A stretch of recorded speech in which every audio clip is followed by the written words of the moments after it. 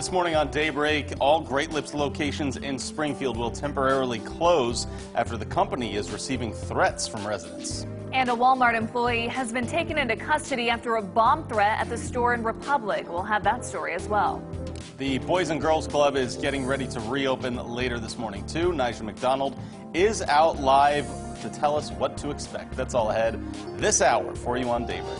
Good morning, and thanks for joining us. It's Thursday, May 28th. I'm Lauren Barnes. And I'm Joe Morano. All those news items coming up and our weather in just a few minutes. One other big news item, though, that we have to address regarding our own Lauren Barnes here. I am leaving Color 10. This is my last day, last time to wake up with you folks here in the Ozarks, and it is bittersweet. I am beyond thrilled for my new opportunity. I'll be moving to Colorado this weekend, actually, so quick move, but I will miss you guys so much. Yeah, you are moving fast, and this all came fast. You were with us for 3 years, and we certainly enjoyed it, but how are you feeling? You okay? You ready? You nervous? Excited? I'm good right now. I told Elisa's here with us, too, and you guys will probably get a kick out of this, but our executive producer was asking me, do you want to say goodbye at the end of the show? I'm like, I can't have, just give me a couple seconds, because if I talk longer than that, I'll probably start crying.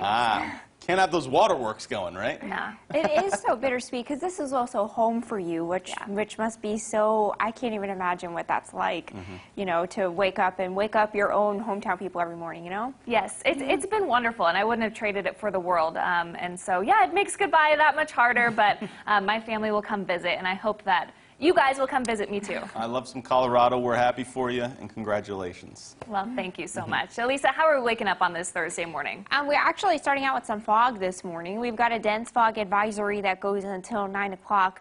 It's in effect for Springfield, our counties along the interstate, and going into northwest Arkansas, where visibility is dropping to a quarter mile or less at times. We've got tough to see outside of the camera. I don't have words because you can't see, there's nothing out there, but there is, you just can't see it. It's 58 degrees in Springfield right now.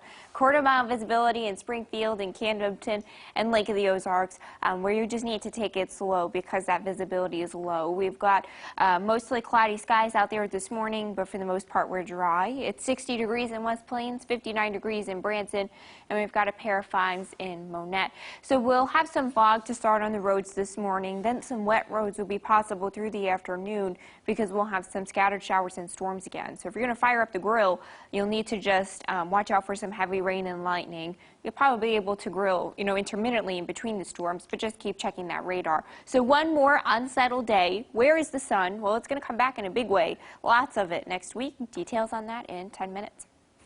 The Boys and Girls Club of Springfield is reopening later this morning for the first time since the coronavirus outbreak. Color 10's Nyjah McDonald is live from the nonprofit to share more on what families can expect today. Nyjah, good morning.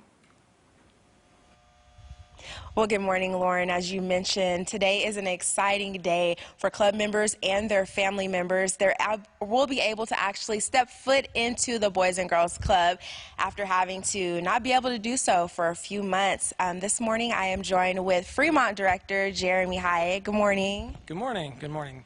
And so I know a big part of this was keeping those connections going, even though the kids weren't actually able to come inside. So talk about how you guys were able to do that. Yeah, so March 18th, we had to close our doors in the uncertainty that a lot of us did. In the meantime, our biggest focus at that time was to ensure that our kids got fed. So we immediately started an emergency food distribution. To date, we've fed about 35,000 meals. And then on top of that, we did take-home, at-home kits about once a week. And then, of course, we've utilized our resources with Ozarks Food Harvest and Care to Learn to be able to ensure that nobody in our community missed out on anything that they needed in the interim. And so now that, today is the day kids are able to come back, talk about what families can expect as they come to maybe drop their kids off this morning. So a few differences that they can look forward to, I guess, would be our drop-off and pickup procedures are a little different. Traditionally, we've always been kind of a drop-off site. You could show up at any time as long as you were picked up by closing time. In order to ensure that we have the stable groups and we can better use our resources, we do have specific drop-off and pickup times between 8 and 9 in the morning and between 3 and 4 in the afternoon. And then each kid, instead of rotating through our areas, will also be kind of assigned a space to do all of the programming they would do in any of our areas, whether it be the art room, the tech lab, anything like that. The difference is they're just with their core group of kids. And then we are rotating through our gym spaces as well because physical fitness is very important to us. So yeah. So today is an exciting time, I guess, for the staff as well. It is. It's been a very emotional time trying to figure out those differences that, you know, you've always done things a certain way and you kind of got used to it and the kids got used to it, and knowing that you're going to have to kind of fight that uphill battle of making sure that the kids understand that on top of the fun that we're going to have, there's a few things in place just to make sure that they're a little bit more safe as we reopen. So, yeah. Well, great. Well, as Hyatt mentioned, they will be reopening their doors for club members later on this morning. Reporting live from the Boys and Girls Club, Nigel McDonald, Ozarks First.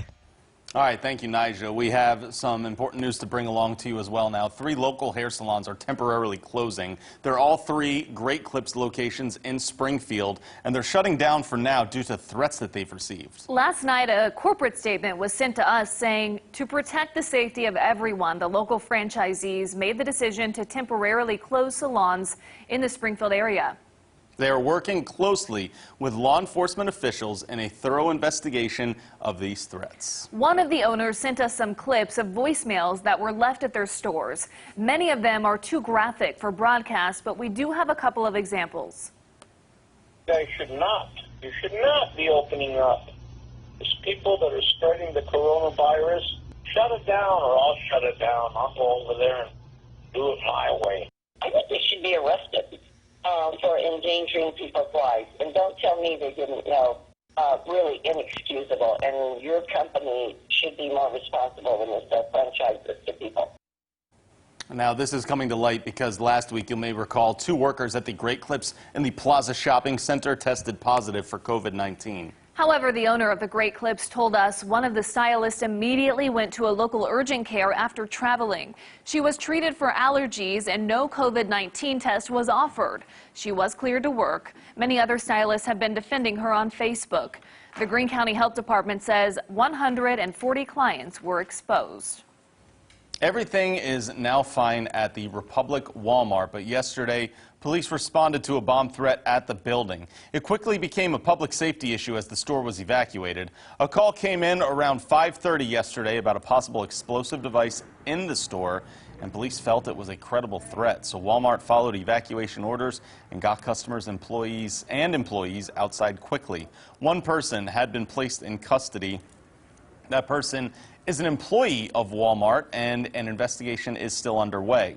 Fire Chief Dwayne Compton, though, compliments the technology that was used to try and scan this building. The technology that they have in these stores is pretty advanced, and they can pretty much follow you anywhere on camera. So that makes our process easier. When we have a suspect, we can track their movements, and so that has helped speed this process up where our suspect went throughout the store. Now, employees were allowed back inside the building at about 7:45 last night. They were able to resume business and still close by 8:30. Also making news this morning, local blood supplies are critically low, and now the Community Blood Center of the Ozarks is asking for your help. Executive Director Anthony Roberts says the last few weeks their supply has taken a hit. They like to have about 3 to 5 days of supply of blood.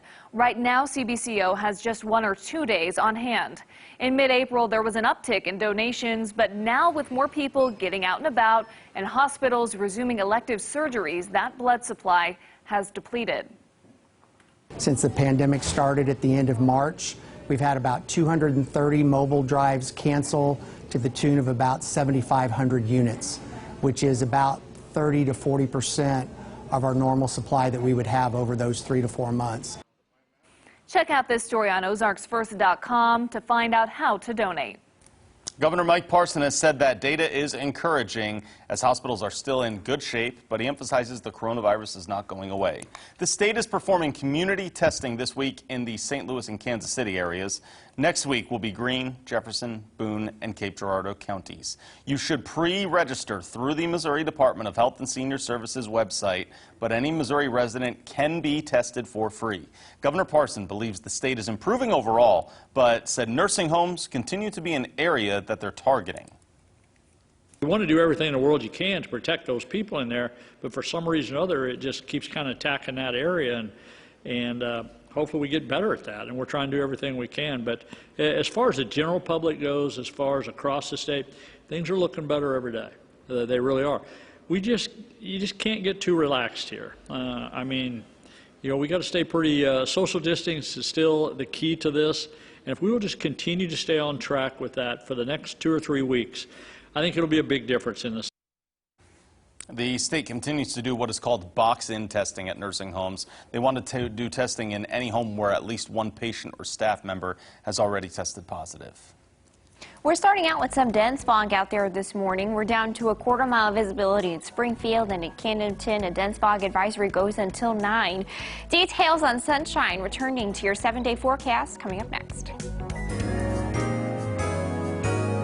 From Color 10 Ozarks First, Lauren Barnes, Joe Morano, and weather with meteorologist Elisa Raffa. This is Color 10 News Daybreak.